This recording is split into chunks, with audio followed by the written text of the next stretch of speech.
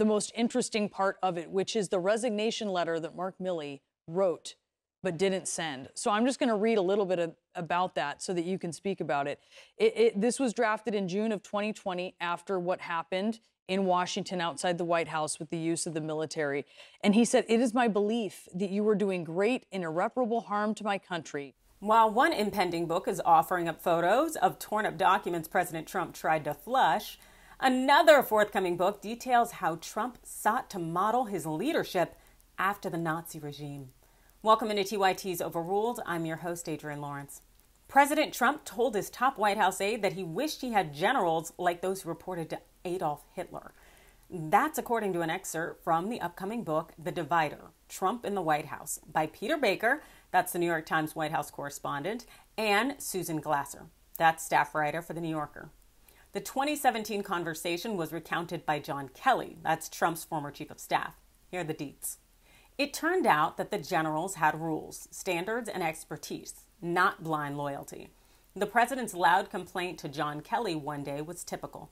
"You effing generals, why can't you be like the German generals?" "Which generals?" Kelly asked. "The German generals in World War II, Trump responded. "You do know that they tried to kill Hitler 3 times and almost pulled it off," Kelly said. But of course, Trump did not know that. No. They were totally loyal to him, the president replied. In his version of history, the generals of the Third Reich had been completely subservient to Hitler. This was the model he wanted for his military. Kelly told Trump that there was no such American generals, but the president was determined to test that proposition. That would be about the time Trump would go on a hiring and firing spree, searching for his own ideal Nazi generals, and he was never satisfied. As the true leaders, they do not follow by blind loyalty, and Trump found that out and he freaked out. While his leadership around him, it continued to quit the White House. Here's another example from the book.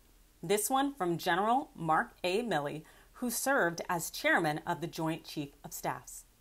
From the New York Times, the general's frustration with the president peaked on June 1st, 2020, when Black Lives Matter protesters filled Lafayette Square near the White House. Mr. Trump demanded to send in the military to clear the protesters, but General Milley and other top aides refused.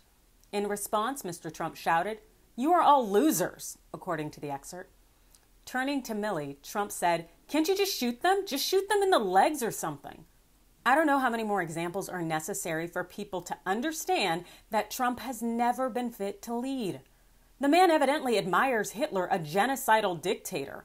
And it's a hell of a thing that so many people in the U.S. are still open to, if not excited about the prospect of having this Orange Adolf return as commander-in-chief. What do you think? You let me know in the comments below. Hit that like and follow button, and thanks for watching.